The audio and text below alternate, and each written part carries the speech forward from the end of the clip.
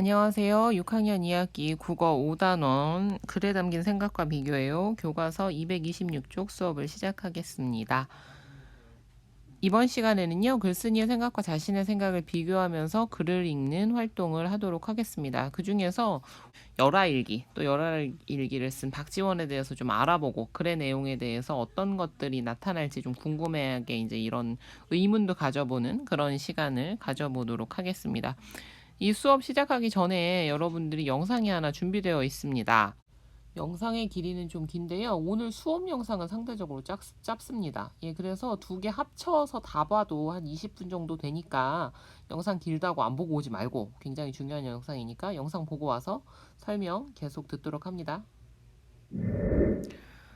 자, 역사 이 뉴스 잘 봤습니까? 예, 이분이 누구예요? 바로 박지원이죠. 박지원. 그리고 옆에는 열화일기의 표지입니다. 자, 박지원 어느 시대의 사람입니까? 조선 정조 때의 인물이죠. 조선 정조 때. 조선 정조 하면 여러분 뭐 떠오릅니까? 예, 수원, 화성 이런 것도 떠오르고요. 그다음 김홍도. 김홍도에게 그 풍속화를 그리게 명했었던 임금이기도 하죠. 일반 그 백성들의 삶에 대해서 굉장히 관심을 가졌었고요. 기술의 도입에도 관심이 많았었죠. 그죠? 그래서 수원화성을 짓는데 어떤 게 이용됐습니까? 거중기 같은 것들이 이용이 됐었죠. 그죠? 지금도 수원화성 가면 굉장히 아름답습니다. 네, 그리고 그런 것들도 있어서 이 조선 정조 때 박지원이 라는 사람이 이 열화일기라는 책은 청나라에 다녀와서 쓴 책입니다. 청나라에 왔다 와서. 왜 청나라를 가게 됐느냐면요.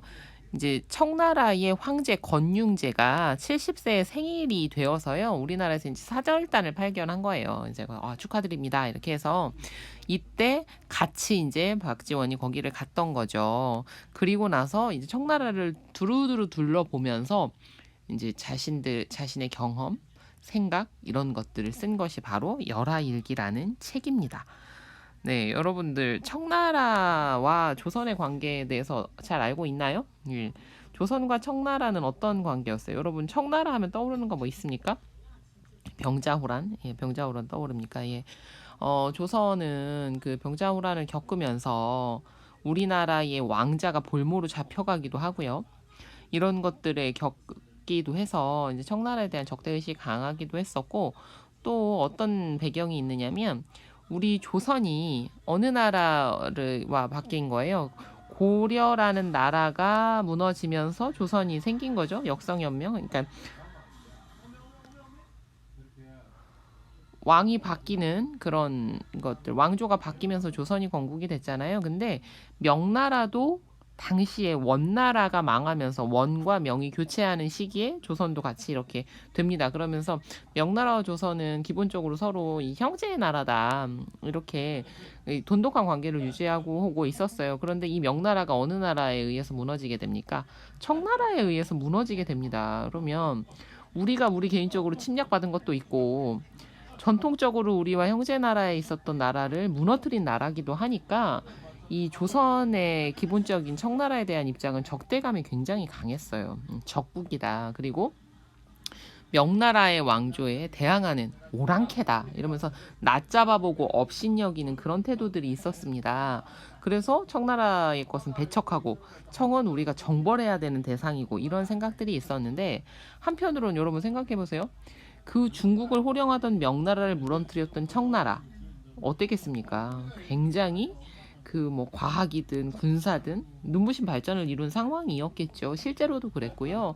그리고 이제 청나라를 통해서 서양의 문물까지도 우리가 받아들일 수 있었던, 그래서 일부의 학자들에게서는 이런 지금의 그 성리학 명나라 중심의 이 조선이 아닌 우리의 것을 스스로 하자, 우리에게 맞는 것을 하자라는 이런 자주의식도 생기고요. 또 청나라의 그런 발전된 문물들을 배워야 한다. 그래서 북학, 위쪽에 있으니까, 북쪽에 있으니까, 그래서 그쪽의 학문들을 받아들여야 된다라는 생각을 하는 이런 학자들도 있었어요. 박지원도 아마 그런 사람이었고요. 그래서 이제 박지원이라는 사람은 여러분 뭘로 기억합니까? 이 실학자로 기억을 하죠. 실용적인 학문들. 그래서 이제 박지원이 그 청나라에 가서 그런 문물들을 직접 눈으로 보았으니 얼마나 놀랬겠습니까? 그 하인과의 에피소드 기억합니까? 영상에 나왔었죠. 뭘 못 봐서 엄청 안타까워했다고 했어요. 예, 낙타를 보지 못해서 너무 안타까워했다고 했을 정도로 뭔가 새로운 것들을 탐구하고 이런 정신들이 강했던 사람입니다. 자, 그리고요, 박지원에 대해서 여러분들 좀 더 알고 있습니까? 예, 박지원은 뭘 썼대요? 예, 호질, 허생전 등을 쓴 소설가이기도 합니다. 재밌습니다. 지금 읽어도 재밌어요. 기회가 된다면 짧은 만화책 같은 걸로도 많이 나와 있더라고요. 원문을 읽는 게 제일 좋고요. 안 되면 그런 거라도 좀 읽어보면 좋을 것 같네요.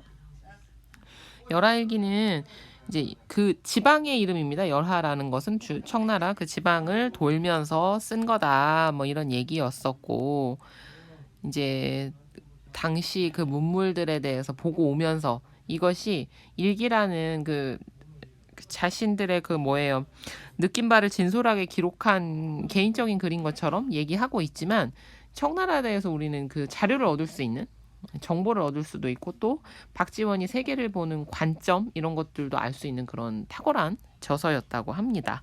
자, 그럼 교과서에서 설명 이어가 보도록 할게요. 교과서 226쪽 1번 다음 글을 읽고 열하일기에 대해 궁금한 점을 말해봅시다. 여러분 이걸 읽으면서 열하일기 내용에 대해서 여러분들은 어떤 궁금증이 있는지 좀 생각해보는 거예요. 알겠죠? 1. 열하일기 소개. 글 강민경, 그림 최현묵. 열하일기는 조선 후기 실학자 연암 박지원이 중국에 다녀와서 쓴 여행기입니다. 당시 중국은 아무나 갈 수 있는 곳이 아니었습니다. 외국을 나간다는 건요, 뭐 요즘에는 워낙 코로나라는 특수 상황에서 그렇지 그게 아니었으면 우리 여행 가는 거 쉬웠잖아요. 근데 당시는 한양, 지금의 서울에 가는 것만도 대단한 일이었습니다. 그러니 뭐 외국을 나간다는 거는 일반 사람들은 감히 생각해 볼 수도 없는 그런 상황이었겠죠. 그죠? 그만한 자격과 능력이 요구되었지요. 그러나 반대로 중국에 가려고 굳이 나서는 사람도 없었습니다. 여러분, 조선시대 때 중국에 가려면 뭐 타고 갔을까요? 지금이라면 뭐 타고 가겠어요? 비행기 타고 가겠죠? 아니면 배 타고 가든지? 그런데 이때는 잘하면 말 타고, 안 그럼 걸어가야 됐어요. 얼마나 멀었는데 힘들었겠습니까? 그죠? 몇 달간 누런 모래바람을 뒤집었어야 하는 험난한 여행길을 누가 선뜻 나서겠습니까? 하지만 박지원은 호기심이 많고 모험정신이 가득한 사람이었습니다. 중국에 갔다가 무사히 고국으로 돌아온 박지원은 3년 동안 정성을 쏟아 열하일기를 썼습니다. 자신이 느낀 바를 진솔하게 기록했기에 뭐라고 했대요? 책 이름에 일기라는 말을 붙였습니다. 그러나 사실 열하일기는 개인의 감상을 늘어놓은 것이 아닙니다. 시대를 앞서가는 연암의 생각과 기억, 철학과 세계관을 한데 모은 지식의 저장소입니다. 청나라를 모르는 사람들에겐 청나라라는 것을 알리는 이런 글이 됐었다는 거죠. 그러니까 굉장한 인기가 있었던 거고요. 자, 여러분 어떤 것들이 궁금해졌습니까? 열하일기의 내용, 박지원은 도대체 청나라에서 무엇을 보고 왔을까? 뭐 이런 것들도 선생님은 좀 고민이 되고요. 그리고 청나라는 당시에 도대체 얼마나 발전했을까? 이것도 좀 궁금합니다. 글과 관련돼서 여러분들의 좀 지식을 쌓아가는 그런 시간을 가졌습니다. 다음 시간에는요, 글을 읽으면서 글쓴이의 생각 파악하고 여러분의 생각과 비교해보는 그런 시간을 가져보도록 할게요. 예, 수고 많았습니다. 여기까지 하겠습니다.